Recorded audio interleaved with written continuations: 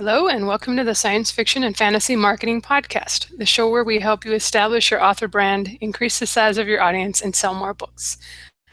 I'm Roker, and I'm here with both my co-hosts this week. I'm Jeffrey Poole. And I'm Joe Lalo. And actually, it's just going to be us this week. It's been a couple months since we didn't have a guest, so we're going to answer some listener questions, and we're going to talk a little bit about spinoffs, something I've just launched a spinoff, and I think all three of us have done one or more to some extent. So we're going to talk about if it's a good idea, kind of the pros and cons of that. But since it's been a while, why don't we talk about recent news for us first, just in case anyone's interested in what we've been up to. Who wants to go first? I'll go. All right, Joe's going, yes. Okay, I'll go. All right, so my most recent book is something that Lindsay's also going to talk about, Kindle Worlds. I released a book in her Fallen Empire setting called Rogue Derelict. And because, first off, it's my first Amazon exclusive, so that's new. And also, it is my first time writing in someone else's setting, and it's my first Kindle World, so it's a lot of new. And unfortunately, because it's in Kindle Worlds, I don't have real-time sales on it, so I don't actually know how it's doing yet. I checked; they've updated the place where I'm going to get my my sales information, but it doesn't have any information yet. So that's my most recent book stuff. Upcoming stuff, I've actually today, both of the artists that I have doing cover art started today on the art. So my next two book covers are finally getting done, and one of them has been waiting for months because I just did not schedule well. So that's nice. So my next two book releases are pretty soon going to get release dates. And I've actually sent out ER requests for the first one. The second one probably is going to get sent out next week. So I'm getting that ready. And my other thing is I will be attending Book Expo America in a few weeks, the end of this month. And that's in New York City. I guess if anyone else is going to be there, we will meet. Otherwise, I hope to subsequently have some interesting new stuff I learned from the vendors and whatnot. But that's all I got. It's nice that you're on the East Coast and can actually go to all those things. Because it sounds like a good opportunity for networking and just talking to people in the biz. Yeah, there's been good stuff. I've been there 3 times now. This will be the 3rd time. And there have been good, like, even if you don't want to talk to people, like even if you're bad at networking, the vendors and the panels are both very good, and of course entirely directed toward the literary business. All right, sounds good. And now that I've got my microphone unmuted this time, as for me, I'm actually just finished up my rough draft of my latest fantasy. I was starting to get threats from my posse members that if I didn't get something new out to them soon, they were going to string me up. So that'll be good news for them. Let's see here. I've also got, as soon as, just for the way my routine goes, I'll give that to my wife and let her rip it apart so I can put it back together and correct mistakes there, get it out to the beta readers, get it to the editor, that sort of thing. Let's see. And once that's out of the way, I can finish the 4th mystery, because I should have remembered from the first NaNoWriMo I ever participated in. I cannot consecutively write 2 books at the same time. I tried that before. Short circuit firings up here, so that just doesn't work. So I have to one at a time. So once the fantasy's out of the way, now it's full on to the mystery, and I should be able to get that one out fairly soon because it's a much shorter novel there. And then I'll be contacting that particular artist who lives in Brazil to get going on that cover. So a lot of fun stuff happening in my world. All right, cool. Yeah, I'm sure your fantasy fans will be happy. Like, why is he writing those dog mystery books? We need dragons. Yeah, exactly. All right. Well, let me ask, since I'm going to talk a little bit about Kindle Worlds too. Joe, did you learn anything from the experience, or would you do it again? What was kind of your point of view? Because I think people listening, maybe they have an author that they like and that has a Kindle World, and they're wondering if it might be worth it. I think if it's the first thing you've ever written, it's absolutely worth doing. It's a lot more like traditional publishing than anything else. Like, again, there's no real-time sales, and you really don't have a lot of flexibility. You don't get to choose the price, and there's limitations on lengths and whatnot. So it was less flexible than I normally like. But it was interesting to write in somebody else's setting. And also because it was part of a larger launch, it was the first time that my book launch was sort of part of a team Like I've had, promotions with people, but I've never had a launch promotion with, 11 other authors who all sort of had a stake in everyone's book doing well. And I also need to learn, like I've never been great with reviews. I shouldn't read them at all, and I certainly shouldn't pay attention to the ones that were they made their decision before finishing the book sort of reviews. And you're going to get more of those on a book that attracts fans of a different series, because they might not be, they might be looking for something in your book that you didn't borrow from the original series. So I had one and only one review that made me feel unhappy. So I had to grow an extra review scab. But other than that, it was a good process. Again, we'll see how the sales were. I have no idea, because it's my first Kindle exclusive, so I can't even really apply my ranking to see how, like, what the average number of sales would be. It was a good experience. I thought about, you said there's going to be a sort of a second launch. I thought about extending and doing a second book with these characters, but my schedule is getting packed, so I backed away from it. All right, cool. It's interesting to hear. We've had people on the show before that have done Kindle Worlds. I didn't really, I mean, I know even less than you do about how people's books and things are selling. Somebody's like, how did it go? I'm like, I can only look at the sales ranking, and they're not in Kindle Unlimited, which is a bummer. And I knew that, but I think it's a little weird that Amazon doesn't make that happen, since they do have to be exclusive anyway. That it seems like they should be in Kindle Unlimited and be able to get the borrows. And one thing I didn't know too from previous interviews is that they only will sell in the US Amazon store. So there's some workarounds you can give to people that are outside of the US and want them, but it sounds like a pain in the butt. So you're, just not going to get as many sales overall as you might normally.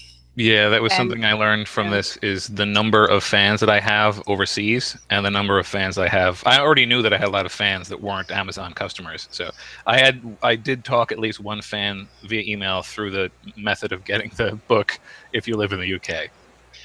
Hey guys, Yeah. I have a question for you real quick. One of the viewers, our live viewers on YouTube, Edward, just asked, why do Kindle Worlds when you can just publish in someone else's world with their permission? Why do it for the person like me hosting it, or why do it for the person that Whomever, I would signs imagine. in? Yeah. For one thing, you have to get permission from the person, and depending on the author, you're probably going to get a lot of no's. Me, I think now that I've done this a little more, I might be a little more open to it, but I'd still be I'm just not sure what the legal ramifications would be down the road. Like, I know that this is a tangent, but there's something in the real estate business in the US where if you let somebody walk across your property for like 10 years and there's a path there, that basically becomes an easement, a legal easement, and you can't then say, nope, screw you, you can't get on my lawn. So I just, not being sure about the legal stuff, I might hesitate. I would be curious someday to possibly do some collaboration, James Patterson style, where it's basically somebody else is writing it and you maybe edit it, and you have maybe you help with the plot. That would be interesting down the road. But this was a way to get my feet wet. And I feel like from the writer's point of view, if you're not a big seller, it might be a chance to kind of piggyback on the popularity of the existing series. You should probably pick one who's more popular than I am. But if you're already, like, Joe's already got a fan base and stuff, so I think you'll find he would have probably sold more if he'd written a book of his own in his own world.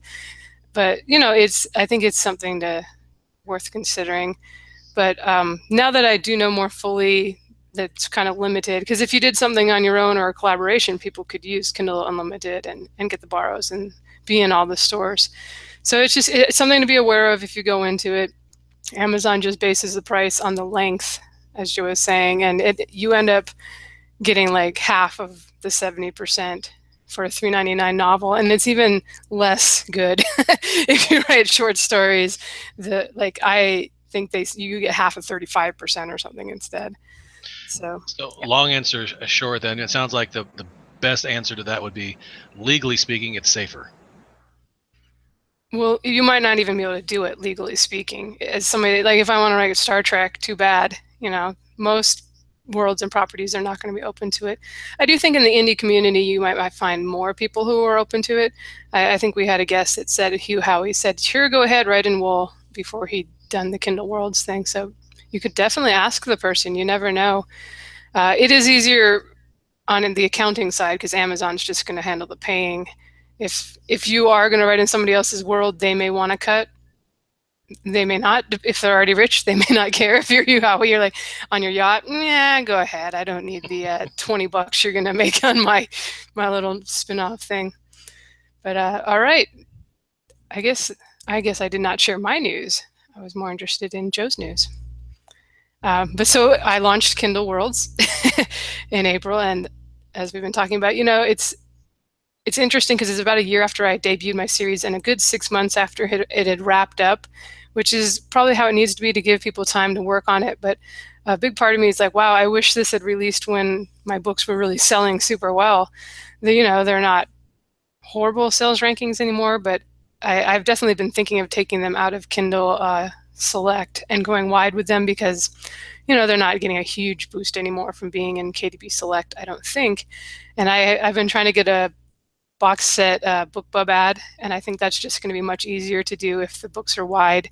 BookBub said yes right away when I did my Dragon Blood box set because it's wide, I assume, and they've rejected my Fallen Empire box set, even though it's down like $9.99 down to 99 cents. All right, am I supposed to read that question there? Scott C. Morgan, value of pre-order for book 2 on rapid release schedule, 30 days between versus no pre-order for book 2.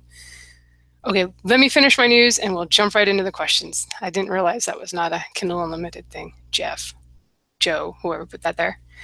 Other news is I launched a new spin-off series. I guess we'll talk more about that when we talk about spin-off series. And I would say a year later, the landscape's definitely changed. There's a lot more, I think, space opera and military sci-fi. Surprise, surprise, after Chris Fox wrote his book analyzing the genre and telling everybody to jump. Well, he didn't tell everybody to jump into it. He said, find your own genre. And some people did, and a lot of people published in this one. I think it's more competitive now. I think there's a lot of options out there. I definitely did not have my book debut as high. It did not stick the way it did last time. And I'm sure part of that too is just, and we'll talk about pros and cons of spin-offs, but it just probably didn't hit as many appealing tropes or interesting things that a lot of people would like to read. And it had a younger character too, so it's kind of like almost a YA new adult type thing, which I found as I was looking through the top 100 YA sci-fi titles, there's zero space opera in it. It's all kind of that dystopian Hunger Gamesian, is that a word, type of thing. So it was very much a story that was fun for me, but I'm actually, as soon as I saw kind of how the release went, I'm like, I got to go write another series for my pen name real quick so my summer doesn't suck. But it's all right. And other news, I'm writing a series for my pen name. I've already got the covers. They're going to be awesome. They're going to be smutty sci-fi romances. So I'm excited because I haven't written anything in that genre for about a year and a half. So I will see if it's kind of the same deal where it's become more saturated or if it's still possible to launch and do well there. So I guess that's it for my news. You guys have any comments before we jump into the listener questions? I don't at the moment. Sounds like they've got quite a few for us, so bring it on.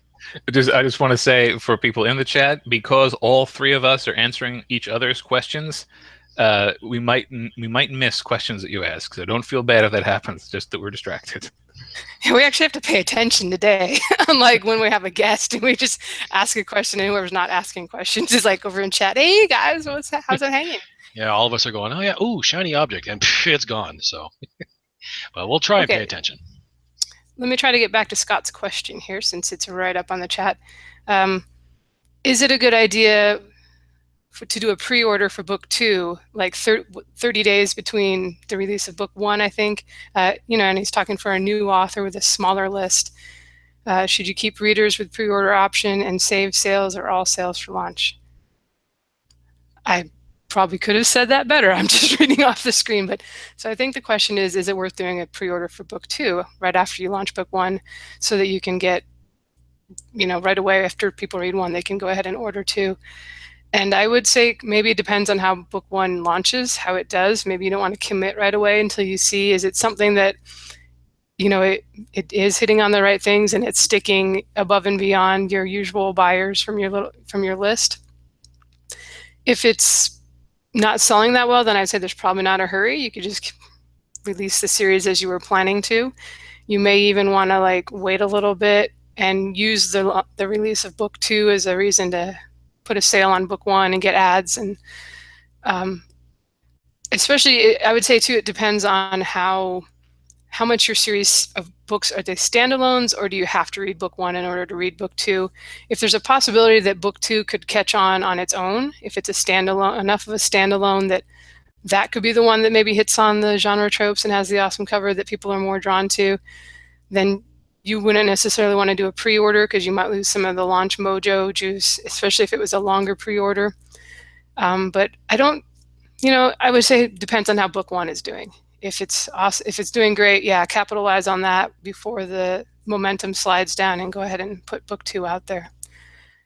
What do you guys think? I personally would agree. If book one is out, it's not doing the greatest, and you're hoping that book two will, help ramp up sales for book one, then yeah, I would wait till you have a good solid fan base, maybe a little bit down the line before you think about doing like a rapid pre-order release like that. Yeah, I mean, I'm a fan of long pre-orders, but I have not found them to be really like a killer promotional tool.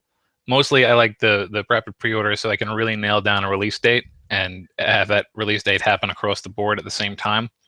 So certainly, my recommendation would be to have at least, say, a 2-week pre-order or a 1-week pre-order, something that will allow you to be absolutely certain of the release time. But I don't know that like a 30-day pre-order on especially on a rapid launch is going to get you much help. The only exception being if you are launching wide and that pre-order is also on some of the places that stack pre-orders for the launch, because then it can only help you. It can't hurt your launch like it might on Amazon if you were poaching release day purchases. Yeah, that's true. With the other sites, there's really no reason not to do a pre-order. It doesn't seem like it's works quite the same way with the algorithms. On Amazon, if you're hoping to get all those sales within like a 1-week window to really kick things off, hopefully, then you might want to wait. I'll still often do like a 3-day pre-order these days, just so that gives time for the categories, for you to list in the categories, and for the also bots to kick in. You may have noticed if you just release and you announce it to your list, you're getting sales before your book is really even has those things filled in yet. So I figure it's a couple days is not a bad idea. I think you can do it as early as 4 days out now. All right. Hopefully I didn't mangle your question too much there, Scott. I mean, I totally mangled it, but it's the way it was typed into my chat window. So I'm blaming that. Next question from Holly. She had a couple of them, so I kind of picked and paraphrased a bit. So Holly, if you're listening, thank you for listening and sending them in. First question, have you guys had any success with book trailers? Do you guys want to jump in before I do? Well, I haven't personally created any, and I've actually contemplated it a few times, but from everyone else that I've talked to that about it, it's nice little, I don't know, bling that you can have on like on an Amazon webpage or your own blog that, hey, you've got a book trailer. But thus far, they haven't really seen any uptick in sales as a result of one. Yeah, likewise. I have a book trailer. I did it like I do almost everything just to see what would happen. And it ticks an extra box. Like there's a place on your Amazon author page for videos. And if you don't have any other videos, that is a useful thing to have. And I mean, if you have if you're the sort of person who believes that you should have a presence on every social media platform, then having a book trailer to put on YouTube is handy.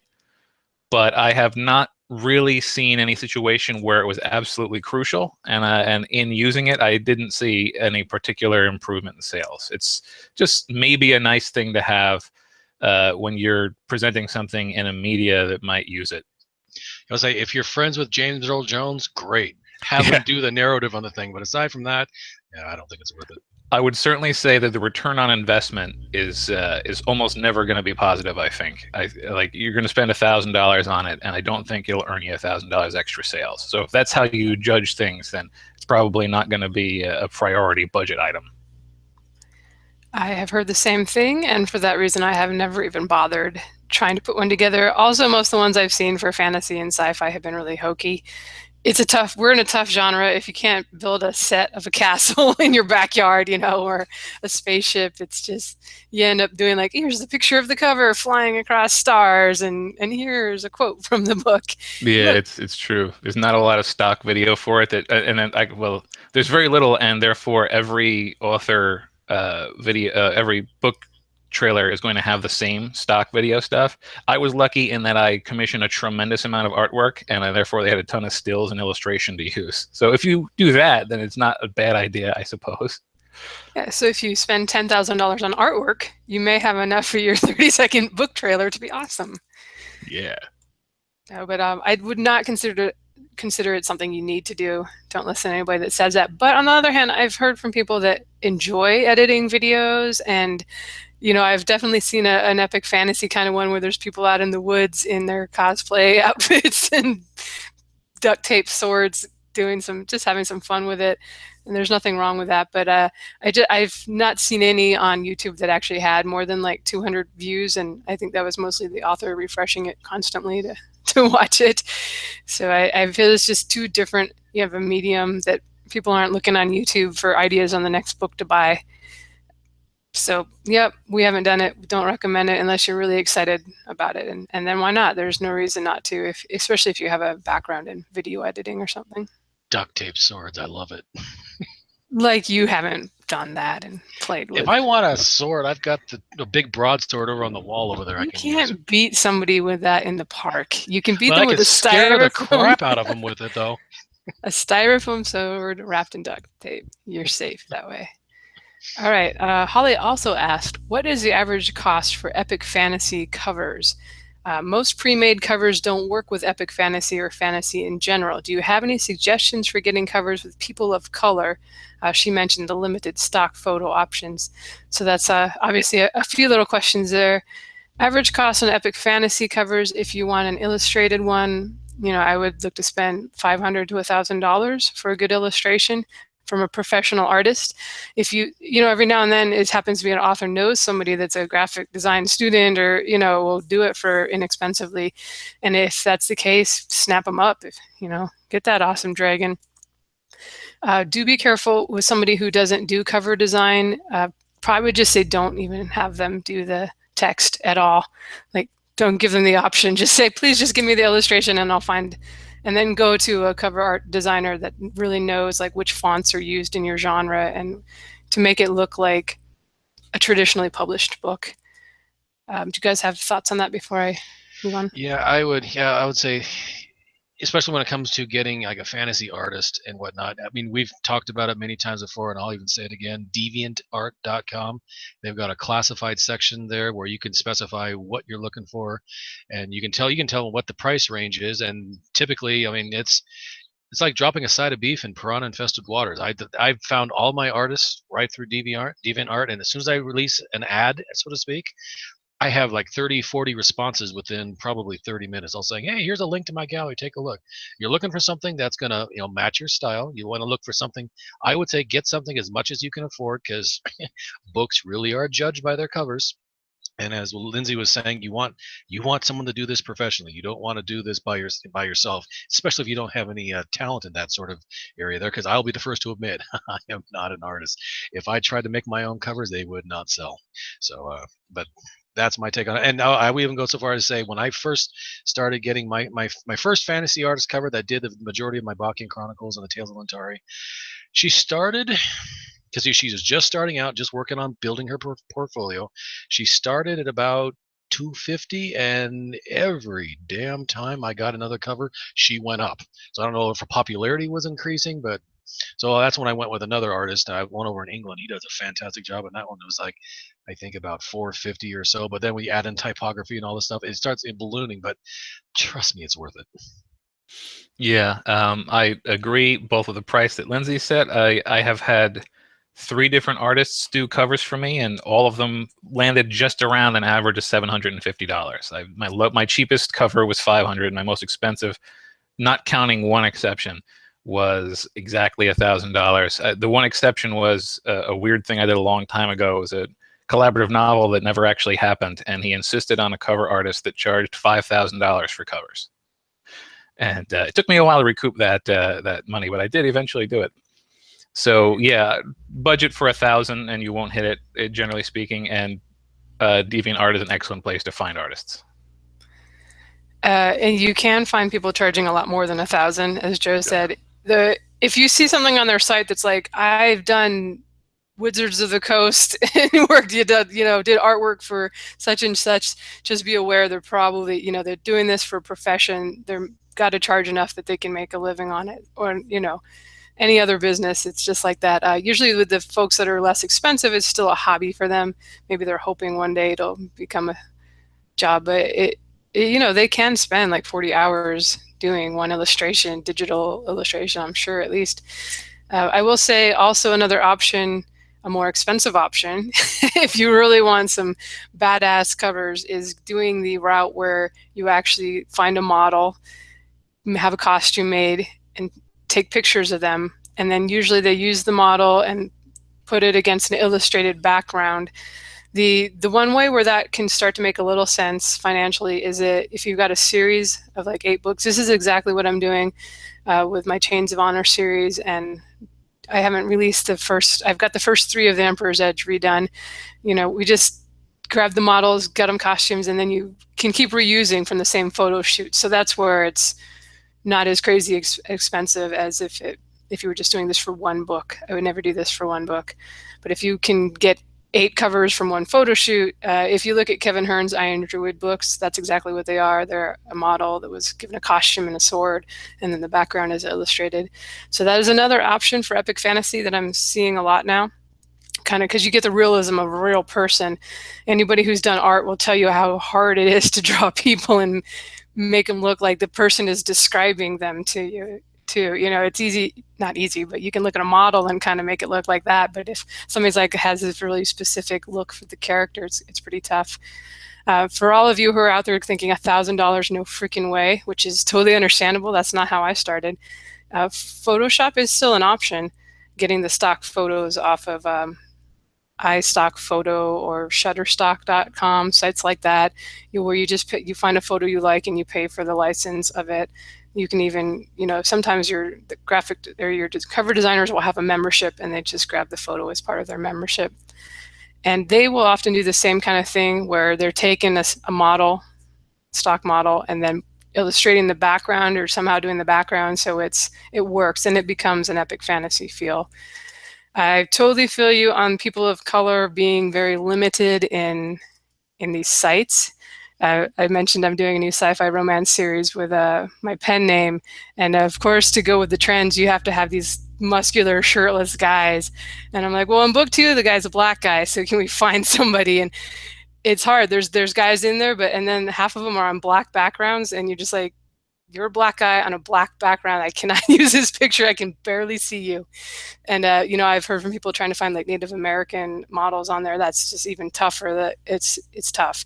So your options are kind of maybe just to, if you want to go that route, just try to find the best person you can. Sometimes you'd kind of be amazed at how the cover designers are really good at snipping out stuff, just the head, or adding a hairstyle, changing the color of the eyes. So if you can find somebody that's kind of close and you like their look, it can work for epic fantasy. And if all else fails, it's still perfectly legitimate to do the sword picture of a sword on a fantasy kind of background scroll looking thing or something. I think you don't see as much of that coming out of traditional publishing now, but I still see indie authors every now and then that it works well.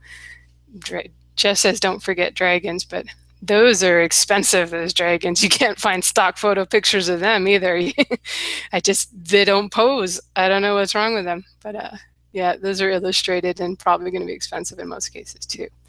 So hope that kind of answers the question, or at very least, we're all in that same boat and we've all struggled with finding the right kind of stock photos. All right, next question is from Jeff, a different Jeff. He sent this a while ago, so it's probably not the right times here. I'm about 2 months away from launching 3 books in a series that I like to consider non-traditional epic fantasy, aka a world that takes place in a fantasy African Middle Eastern jungle setting. Are you aware of any writers that are doing this type of story at the moment? I'm a little nervous that there might not be a market for it based on all I've read, and I wondered if you could talk a little bit about diversity in fantasy and if it's actually marketable within the current genre. Do you guys want to answer first? Well, I would say that I mean I've read a lot of fantasy, sci-fi, just about everything in those genres there. And personally, I haven't come across anything with that description there. And as I was reading the question before we started recording, I'm like, you've already piqued my interest. Now I'm kind of curious. Non-traditional epic fantasy in this setting, I'd be curious to see it. So you'd have to, I guess you'd have to come up with a cover that conveys that, and and a blurb that says essentially what you're getting, so there's no surprises when the reader goes to read your book. So if you try to market it as an epic fantasy and you say it's non-traditional epic fantasy, then that could turn off the reader, and you get yourself a low review. So people are fickle that way. Yeah, I can't say that I got my finger on the pulse of epic fantasy right now, so I don't know if there's anyone else doing it.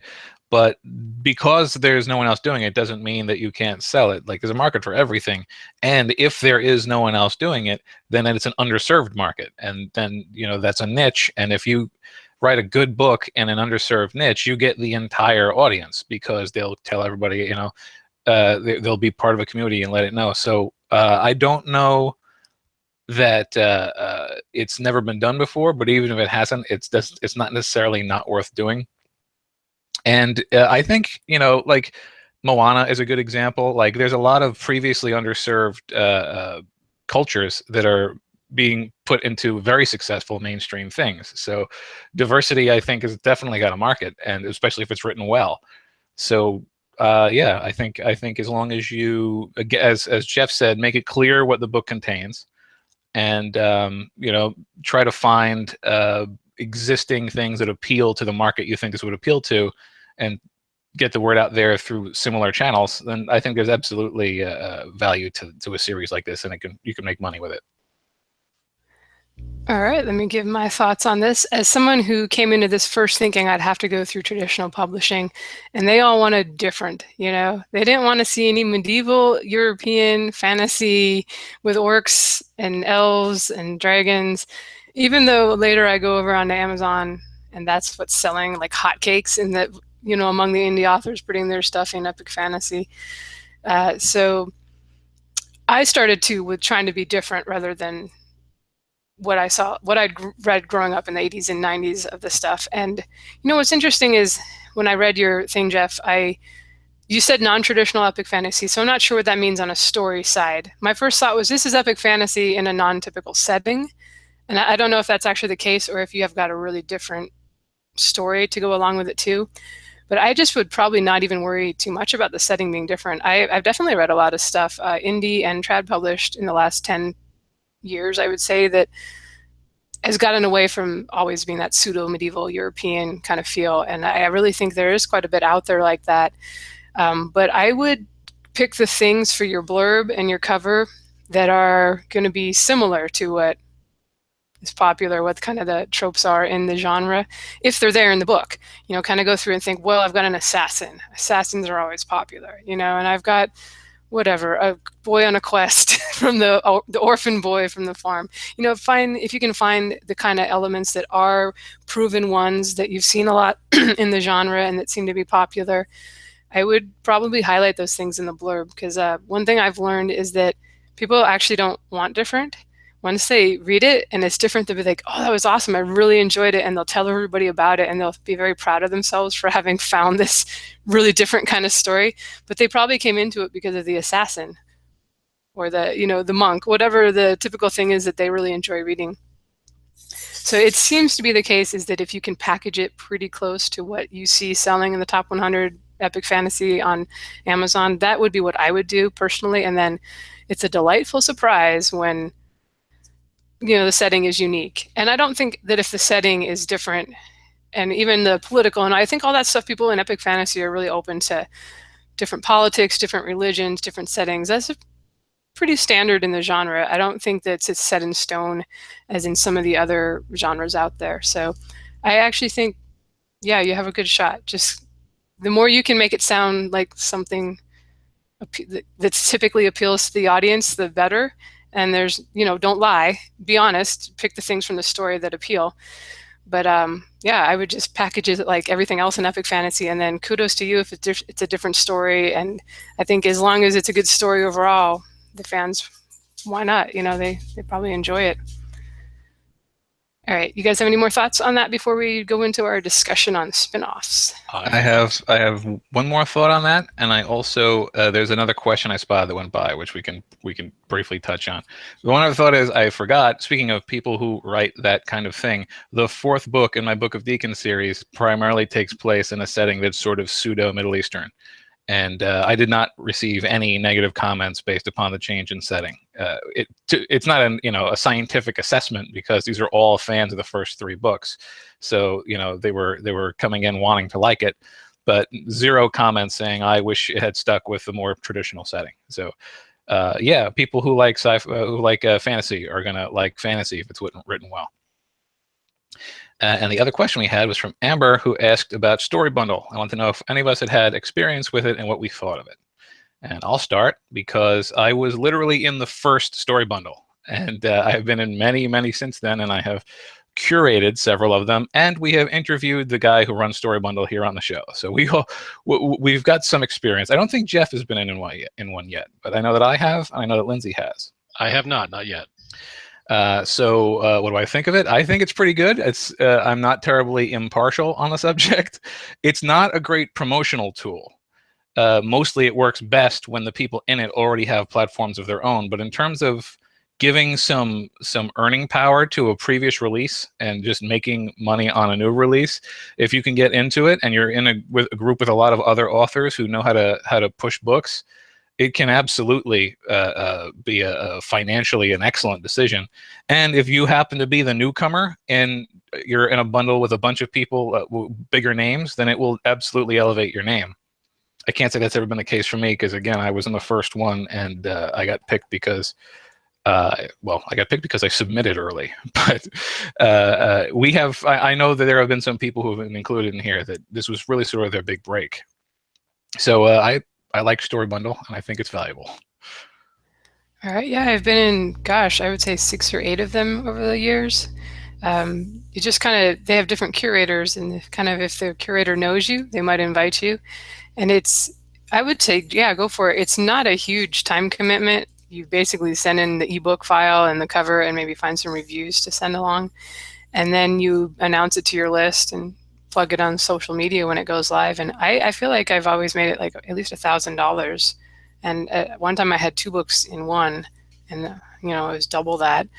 And like Joe said, it's not always all indie authors. It kind of depends on who the curator is and who they ask. I've been in there with some pretty big names with science fiction and fantasy. So it's pretty cool to be in there with the elite authors or names that you grew up reading is pretty exciting. I always think that's neat. So it was a good experience for me. All right.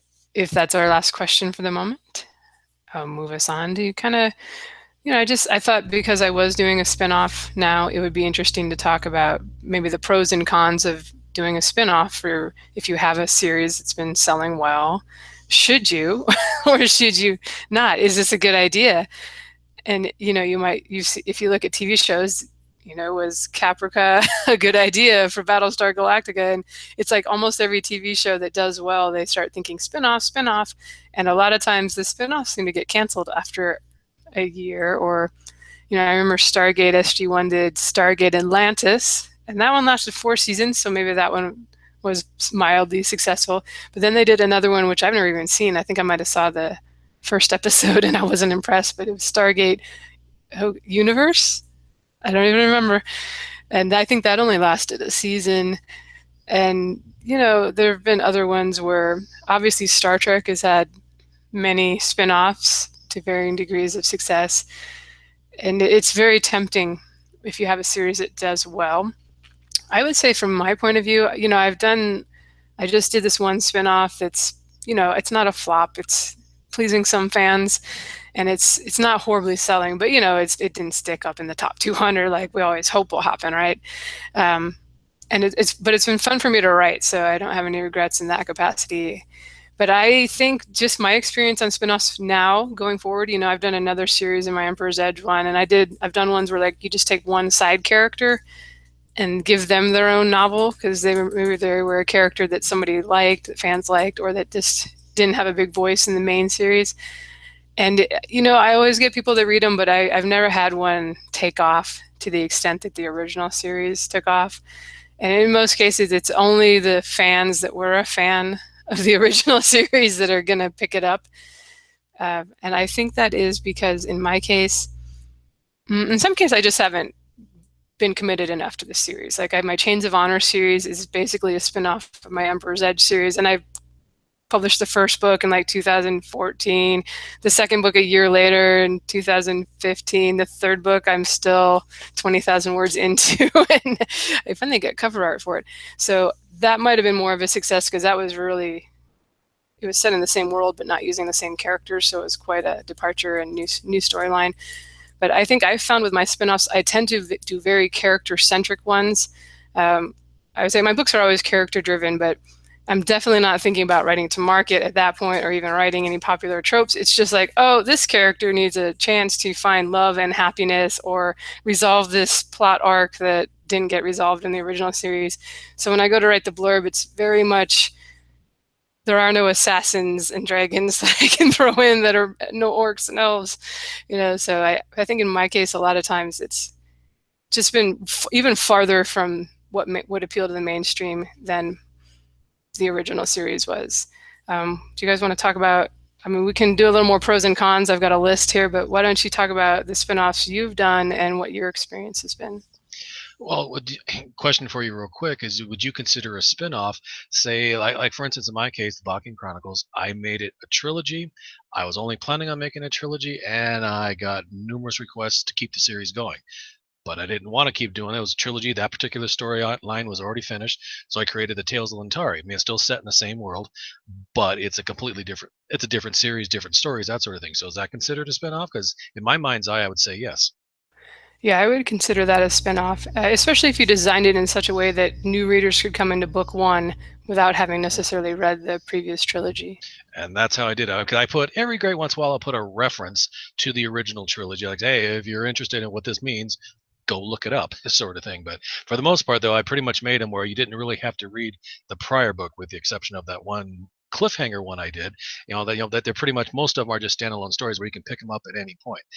But I'm hoping, obviously, if they like the stories, they'll keep going, and then they'll check out everything else that I've done. So, yeah, I personally like the spinoff, and like I said, and the next fantasy book I'm getting ready to release is another spinoff of that same one, because I can say, we've talked about before, it's easier to market a brand new book in a quote unquote new series than, say, book 7 of a series that's been out for a good long while now. So that's what I'm doing anyway.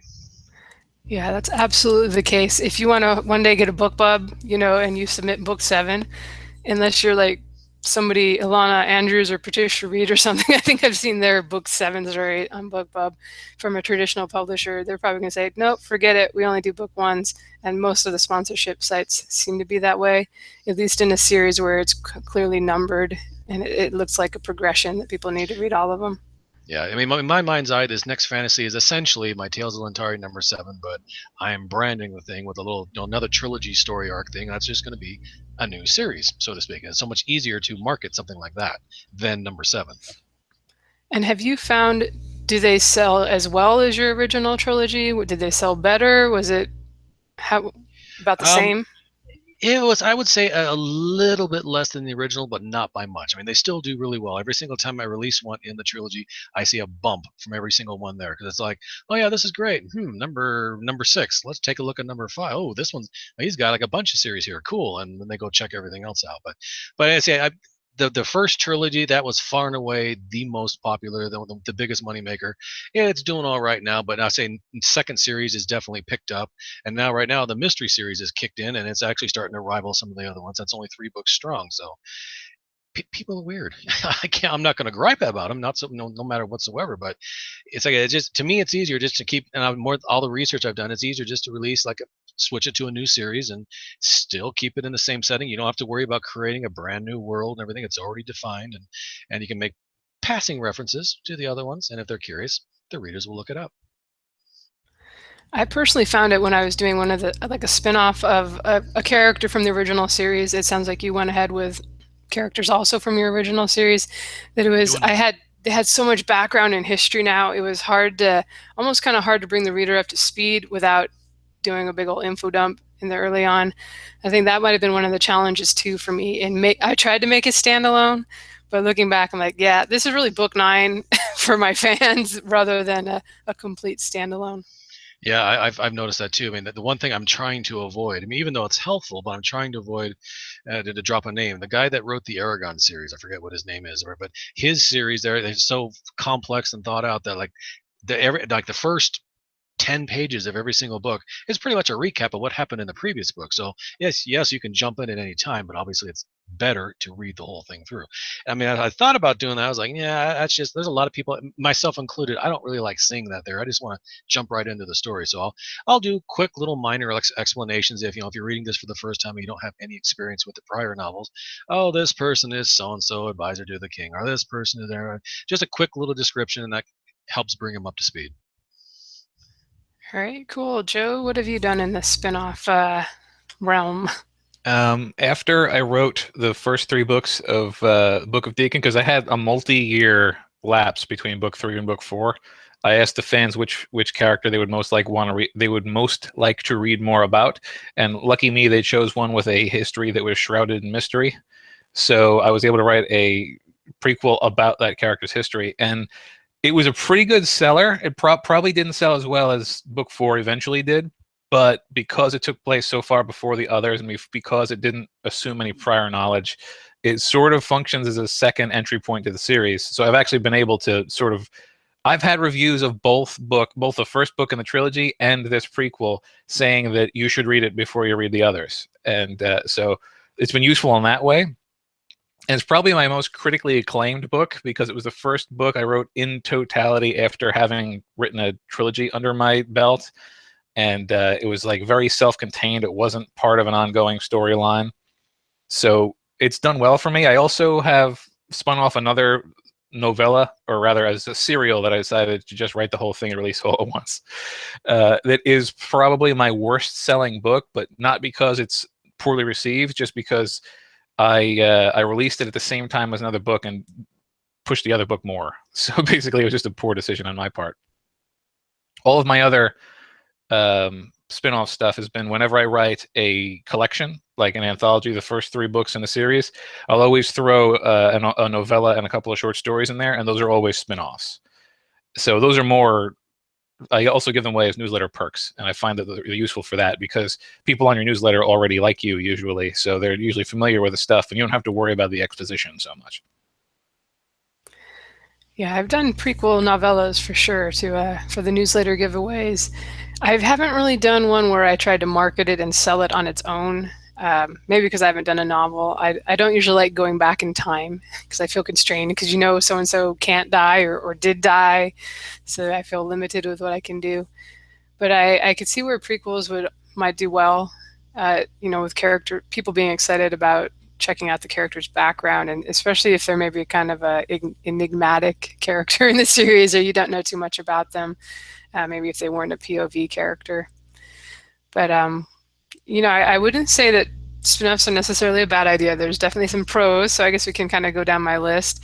And I think all these science fiction series, a lot of them didn't do well with spin-offs, but there are some, Star Trek: The Next Generation went a lot longer than the first one did, so I think that one was pretty successful for the franchise, and it spawned a couple more, 3 more, 4 more. What are we up to? 4? There's a new one possibly coming, I guess.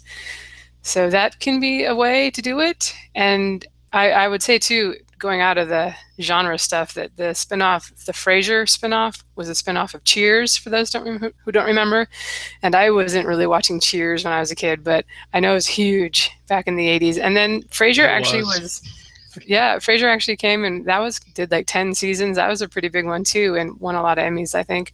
So it's possible, but I would probably say that to do well and to have a chance of bringing in new readers, you really have to set it up as like a whole new story, basically, is probably the easiest, where people can come in that aren't familiar with the previous series at all. Because I have still not seen a lot of Cheers, but I really enjoyed Frasier.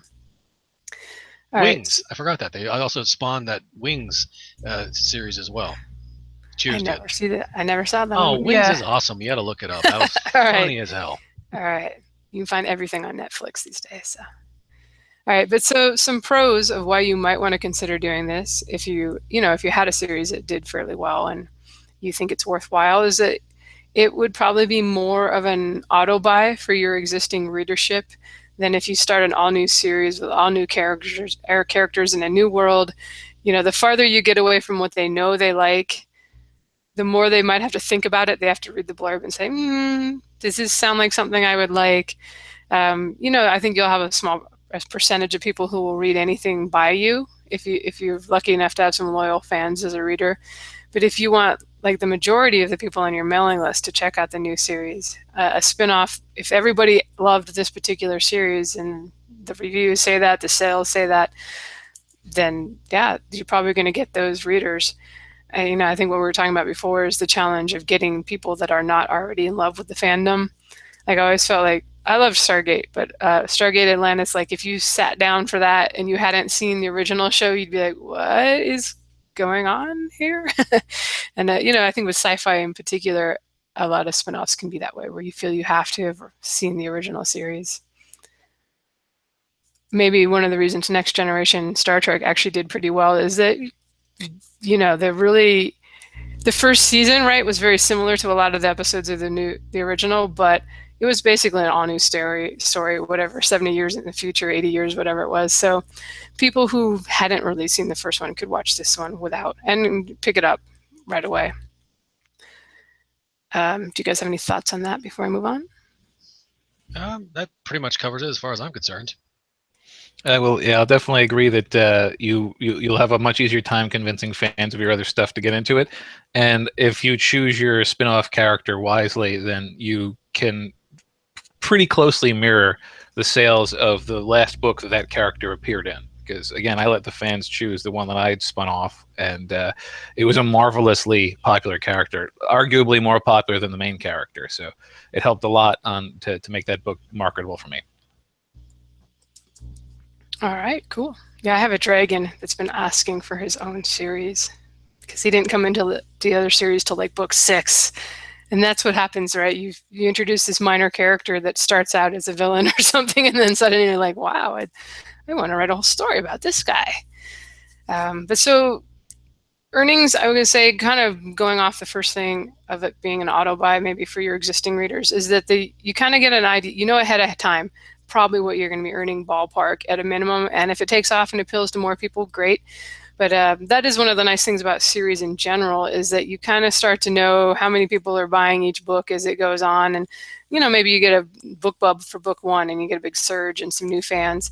And that's awesome. But, when you're starting to want to do this full time, it's really important to have a steady income coming in from month to month. And a series or multiple series is probably a good way to keep it from having these really big peaks and valleys. Especially if you're continually doing a little advertising on the book 1 to get more people in there. So spinoff, like Joe said, he got the same number of people that bought book 3 or whatever buying the spinoff, and that makes a lot of sense. It's kind of like a new book in the series. And we already touched on this, but another pro, especially for us sci-fi and fantasy people, is that there is a lot less world building.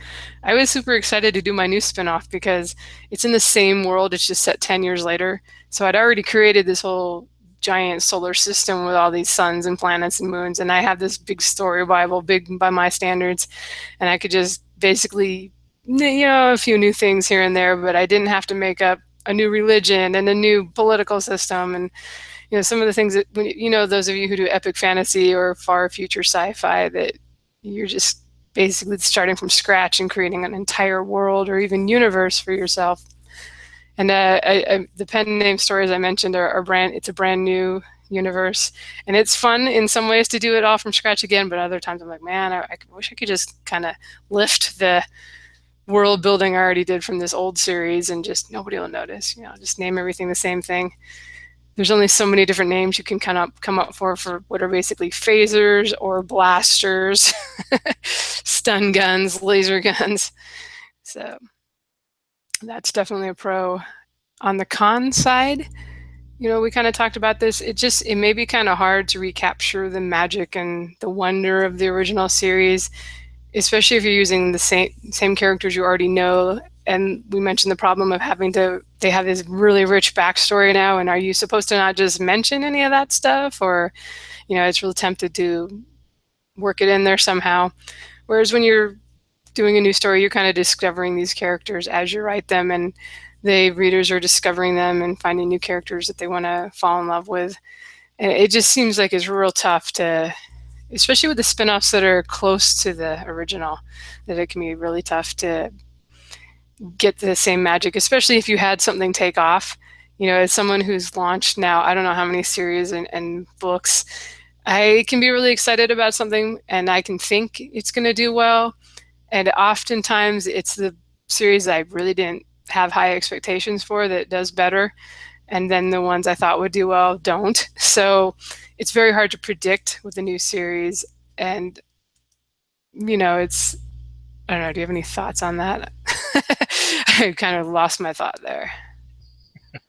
Well, personally, as we were talking about, and you would mention a couple of times about, I like, writing stories. I've always loved time travel, but you're like, okay, well, you don't want to do time travel. You don't like it because you don't have to worry about tinkering with the past. So you might screw up the present, and you have to consider the present. Well, obviously, Star Trek did it. I think X-Men did it now, and I did it with my own, and I deliberately tinkered with stuff, so I know it would screw up the future there because I thought it was a lot of fun.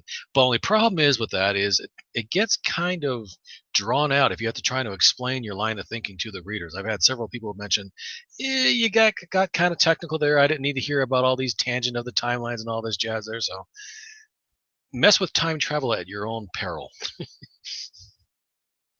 Always easier to go forward with a spinoff than it really is. Concurrent is difficult too, where you've got this is happening on a different continent, but the politics, you have to remember what was going on at the same time in the original series. Yeah, I can say that I have a concern coming up. Speaking of how my spinoff was reasonably popular, I again asked the fans what they wanted to see from me in the future, and the second most popular vote was for a sequel of the spinoff. The spinoff was a prequel, which meant that this would have to be a book that fits between the prequel and the original book, and that's incredibly constrained. It's going to be a very tricky book to write. I mean, there's a reasonably large span of years. I could fit a story that still had some room on either side, but it's got to flow from the last one into the next one and still have interesting, surprising stuff. So, yeah, going forward is a good idea. Going backward far enough is a good idea. Sliding it in the middle is an exercise and a frustration. So that's definitely a con. Yeah, if you go back 5,000 years, you're probably good. If you go forward.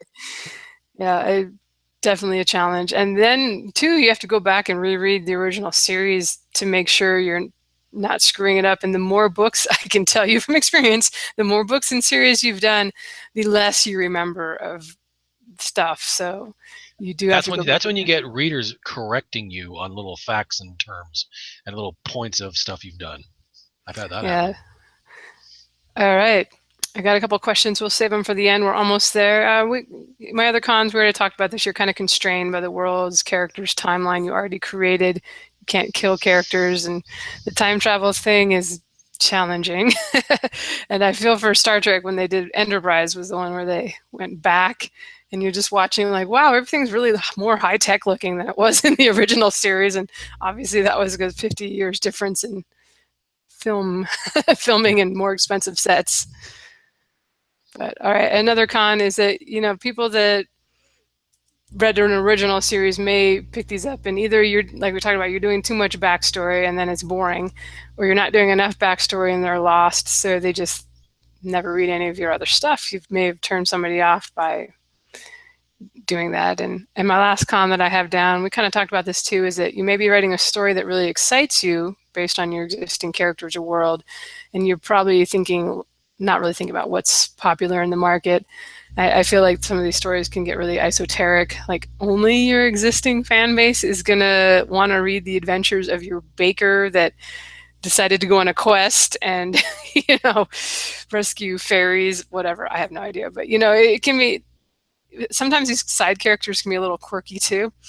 There's a reason they were side characters instead of the heroes. So it can be challenging to write something that sells and appeals outside of your existing fan base.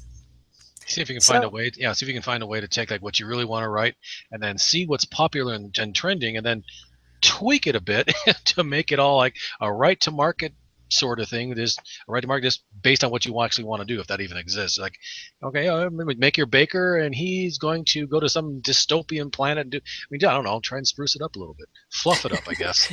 Yeah, that's not a bad idea at all, and I think you don't even have to write it to market, but I would say sometimes too with the spin-offs, in the original, you probably had this grand world you're creating, especially if you're doing something like epic fantasy where the events are just sprawling and you're changing, overthrowing kings and starting new religions, and it's a really big grand story. And then you're just doing this little spin-off where the baker goes on a quest. It might be a bit of a letdown because it's just not as grand and big and epic as the original series.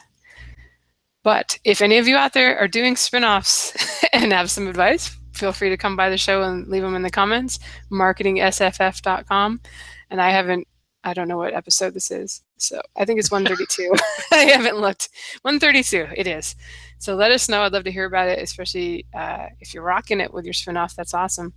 I guess we have a couple questions from the chat. I will ask. Nikolai asks, do you have any advice for making Amazon pick up on the fact that a book has been made free on all the other stores and adjusting the price?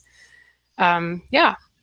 First off, if you just let it all do it automatically, it's much quicker than it used to be. I think just my theory is that it kind of depends on how many links and stuff are going to your book's pages, how often the bots are checking the prices on. Like if it's a popular book, it basically seems to happen overnight. They're checking on Google and making sure you don't have it for sale at a lower price elsewhere. If it's not selling real well, and I think there's just fewer links to the book overall, that the bots are finding it less often.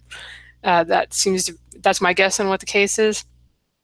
But now you can just go into KDP Select support or KDP Dashboard, the support, and ask them. If you just say, hey, this is free and here's where it's free. I think they pay most attention to like Apple and Barnes & Noble. Not that they don't love Kobo, but I feel like if you have it free at one of the two of those stores, they're probably most likely going to price match, and they seem pretty open to doing it these days. Do you guys have any thoughts or experiences on that? Yeah, I've noticed that. Yeah, it sometimes Amazon will pick up on it super quick, and before you even know it, less than a couple days time, your book has been price matched to make it perma-free. If it doesn't, then obviously there is a link on there that says, do you see this book at a lower price? Click here. And what I've noticed is, when I was trying to get one of mine perma-free, I think the Lost City Tales of Atari #1. When I was doing that, Amazon was not getting the message, and no matter how many times I clicked it, then I started thinking about it. I was like, what if they need someone else besides me? So I had some of the fans say, do me a favor, use this link, submit it to them, say, hey, this thing is free. Like 3 days later, it was free. So the more people you have doing it will also help speed it up too. Because I think they pay attention to how many people say, hey, dummies, you've got this book over here, it's freer than you, it's cheaper than you. So you might want to consider price matching. Yeah, I feel like you kind of had to do that way for a while. Recruit people, hey, go report my book is free. But like I said, they've been really open the last few times I've done this for box sets and different things, and just, okay. Or they always say like, no, we can't guarantee anything. And then by Monday, it's free. So right. All right. Yeah. The link, in case anybody cares, you can either search for the words lower price, or it's under the product details on the sales page if you want to click and let them know that it's free someplace. Yeah, and you can recruit the other people in chat to go click for you too. Our show is good for something. You can do networking while you're watching. All right, last question it looks like for Miriam.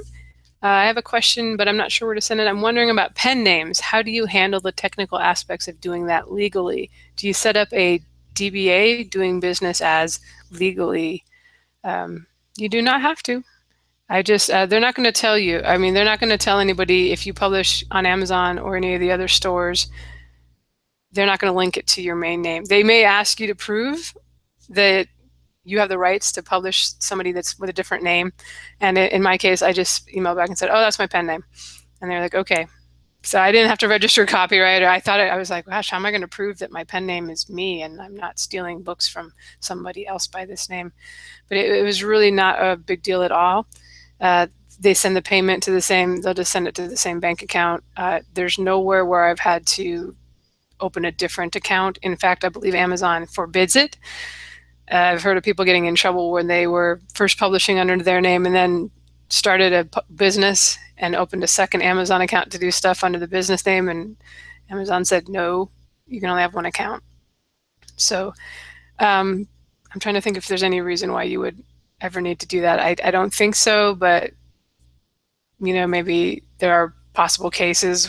I'll just say I haven't had to do anything like that, but I also don't have, the one thing you might need to do is if you're starting a mailing list, you have to have an address legally on the bottom of the mailing list, a physical address. So you might have to put your pen name like on the same PO box that you're using under your name. And so you might have to go to the post office, and that can be interesting as you explain that, because sometimes they usually want to see proof of your name and like your regular address. And you're just like, well, wait, it's a pen name.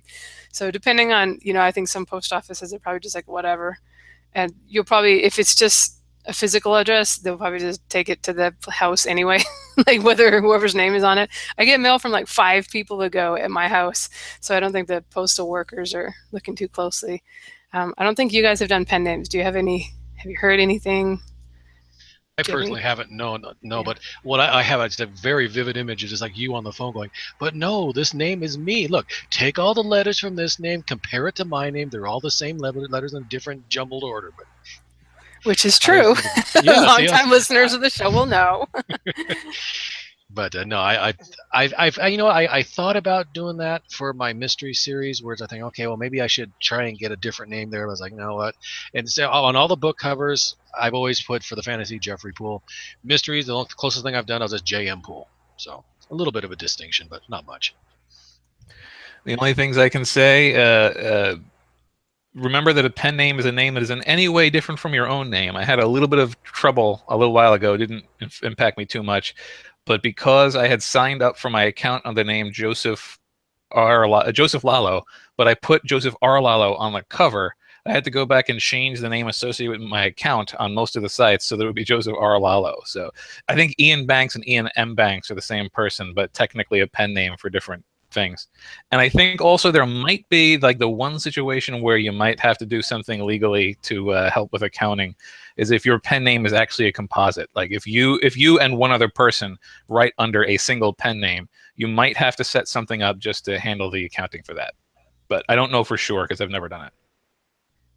Yeah, I could see that making sense. Usually when people ask about this, it's because they're really concerned about not wanting the pen name to get out, which is totally understandable. I've chatted with people who are grade school teachers and they're writing erotica and they don't want it to get back to their principal, the system and the parents of the kids. People can be really worried about stuff like that, like you're just a horrible person if you're doing this on the side. But the only one who's going to know the way things are working right now is the payroll, and they just do not care. So especially at Amazon, it's all automatic. I'm sure that nobody's looking. So if anybody hears anything different, let us know. But that's been my experience so far. Should be all right.